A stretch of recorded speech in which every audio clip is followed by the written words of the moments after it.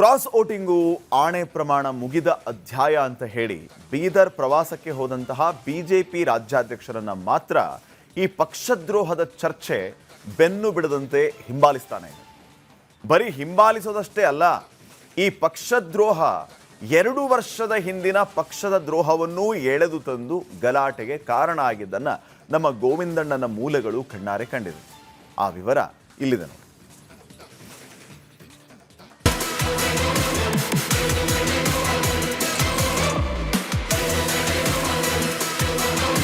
ಚಾಮರಾಜನಗರದಿಂದ ಬೀದರ್ವರೆಗೂ ಹೋದ್ರೂ ಈ cross vote ಆಣೆ ಪ್ರಮಾಣದ ಕತೆ ಮಾತ್ರ ಮುಗಿತಾನೆ ಇಲ್ಲ.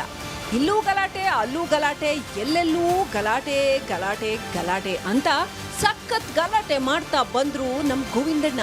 ಗೋವಿಂದಣ್ಣ, ಏನ್ ಗಲಾಟೆ ಗಲಾಟೆ ಗಲಾಟೆ ಅಂತ ಇದ್ದೀರಿ? ಯಾವ ಗಲಾಟೆ, ಯಾರ್ ಗಲಾಟೆ, ಯಾಕ್ ಗಲಾಟೆ ಅಂತ ಕೇಳಿದಾಗ ಬಾಯ್ ಬಿಟ್ರು ನೋಡಿ ಪ್ರಭು ಭಗವಂತನ ಗಲಾಟೆ ಕತೆ. ಬೀದರ್ ಜಿಲ್ಲೆಯ ಬಿಜೆಪಿ ಕೋರ್ ಕಮಿಟಿ ಮೂಲಗಳ ಪ್ರಕಾರ ಬಿಜೆಪಿ ರಾಜ್ಯಾಧ್ಯಕ್ಷ ವಿಜೇಂದ್ರ ಅವರು ಎಲ್ಲೇ ಹೋದ್ರೂ ಸದ್ಯ ಅವ್ರನ್ನ ಕ್ರಾಸ್ ವೋಟು ಹಾಗೂ ಆಣೆ ಪ್ರಮಾಣ ಬೆನ್ನು ಬಿಡ್ತಾ ಇಲ್ಲ. ನಿನ್ನೆ ಅವರು ಬೀದರ್ ಜಿಲ್ಲಾ ಕೋರ್ ಕಮಿಟಿ ಸಭೆ ನಡೆಸಿದಾಗ ವಿಜೇಂದ್ರ ಅವರ ಎದುರೇ ಬೀದರ್ ಜಿಲ್ಲೆಯ ಆಂತರಿಕ ಬಣ ರಾಜಕಾರಣ ಗಲಾಟೆ ಮುಳೆ, ಇನ್ನೊಂದೆಡೆ ಬಿಜೆಪಿ ಶಾಸಕ ಪ್ರಭು ಚೌಹಾಣ್ ಹಾಗೂ ಶಾಸಕ ಶರಣು ಸಲಗರ ಈ ಎರಡೂ ಬಣಗಳ ನಾಯಕರ ಮಧ್ಯೆ ಮಾತಿನ ಚಕಮಕಿ, ವಾಕ್ಸಮರ, ಕಿತ್ತಾಟ, ಗಲಾಟೆ ತಾರಕಕ್ಕೇರಿ ಕಡೆಗೂ ಒಬ್ಬರ ಮುಖ ಮತ್ತೊಬ್ಬರು ನೋಡದೆ ಎದ್ದು ಹೋಗುವಂತಾಗಿದೆ ಅನ್ನೋದು ಅದೇ ಸಭೆಯಲ್ಲಿದ್ದ ಮೂಲಗಳ ಖಚಿತ ಮಾಹಿತಿ.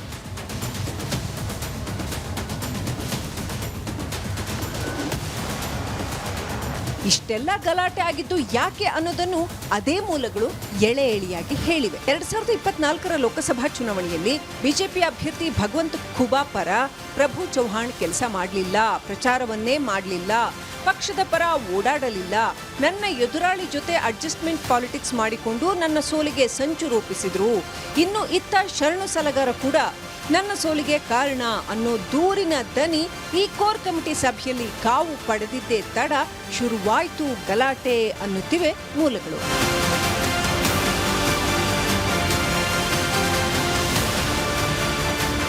ಸರಿ, ಈಗ್ಯಾಕೆ ಈ ವಿಷಯ ಬಂತು ಅಂತ ಅದೇ ಮೂಲಗಳನ್ನ ಕೇಳಿದ್ರೆ ಅವ್ರ ಪ್ರಕಾರ ಇತ್ತೀಚೆಗೆ ವಿಧಾನ ಪರಿಷತ್ ಚುನಾವಣೆಯಲ್ಲಿ ಕ್ರಾಸ್ ವೋಟು ಪ್ರಕರಣ ನಡೆದ ನಂತರ ವಿಜಯೇಂದ್ರ ಆಣೆ ಪ್ರಮಾಣದ ಮಾತಾಡಿದ್ರಲ್ಲ, ಅದರ ಬೆನ್ನಲ್ಲೇ ಬಿಜೆಪಿ ರಾಜ್ಯಾಧ್ಯಕ್ಷ ವಿಜಯೇಂದ್ರಗೆ ಭಗವಂತ ಖೂಬಾ ಪತ್ರ ಬರೆದಿದ್ರು. ಅತ್ತ ವಿಜಯೇಂದ್ರ ಕ್ರಾಸ್ ವೋಟ್ ಮಾಡಿ ಪಕ್ಷದ್ರೋಹ ಮಾಡಿದ್ದಾರೆ ಅಂತ ಮಾತಾಡುವಾಗ ಇತ್ತ ಭಗವಂತ ಖೂಬಾ ಲೋಕಸಭಾ ಚುನಾವಣೆಯಲ್ಲಿ ಪಕ್ಷದ ಪರ ಕೆಲಸ ಮಾಡದೆ ದ್ರೋಹ ಮಾಡಿದವರ ವಿಚಾರ ಪತ್ರದಲ್ಲಿ ಪ್ರಸ್ತಾಪಿಸಿದ್ದು ಈಗ ಕೋರ್ ಕಮಿಟಿಯಲ್ಲಿ ಅದೇ ವಿಚಾರ ಗಲಾಟೆಗೆ ಕಾರಣವಾಗಿದೆ ಎನ್ನುತ್ತಿವೆ ಬೀದರ್ ಮೂಲಗಳು.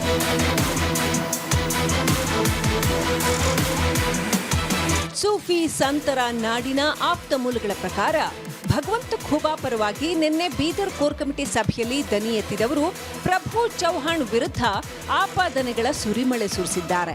ಪ್ರಭು ಚೌಹಾಣ್ ಆಂತರಿಕವಾಗಿ ಕಾಂಗ್ರೆಸ್ ಪಕ್ಷದ ಲೋಕಸಭಾ ಅಭ್ಯರ್ಥಿ ಸಾಗರ್ ಖಂಡ್ರೆ ಹಾಗೂ ಅವರ ತಂದೆ ಸಚಿವ ಈಶ್ವರ ಖಂಡ್ರೆ ಜೊತೆ ಒಳ ಒಪ್ಪಂದ ಮಾಡಿಕೊಂಡು ಚುನಾವಣೆಯಲ್ಲಿ ಪಕ್ಷದ ಪರ ಕೆಲಸ ಮಾಡಲಿಲ್ಲ ಅಂತ ಆಪಾದಿಸಿದ್ದಾರೆ. ಇದೇ ವೇಳೆ ಶರಣು ಸಲಗರ್ ವಿರುದ್ಧವೂ ಪಕ್ಷದ್ರೋಹದ ಆರೋಪ ಮಾಡಿದ್ದಾರೆ. ಈ ವೇಳೆ ಈ ಇಬ್ಬರು ನಾಯಕರು ನೇರವಾಗಿ ಭಗವಂತ ಖೂಬಾ ಹಾಗೂ ಎಂಜಿ ಮೂಳೆ ವಿರುದ್ಧ ಸಿಡಿದೆದ್ದಿದ್ದಾರೆ. ಪರಿಣಾಮ ಗದ್ದಲ ಗಲಾಟೆ ತಾರಕಕ್ಕೇರಿದೆ ಅನ್ನೋದು ಕರ್ನಾಟಕದ ಕಿರೀಟದಂತಿರುವ ಜಿಲ್ಲೆಯ ಖಚಿತ ಮೂಲಗಳ ಮಾಹಿತಿ.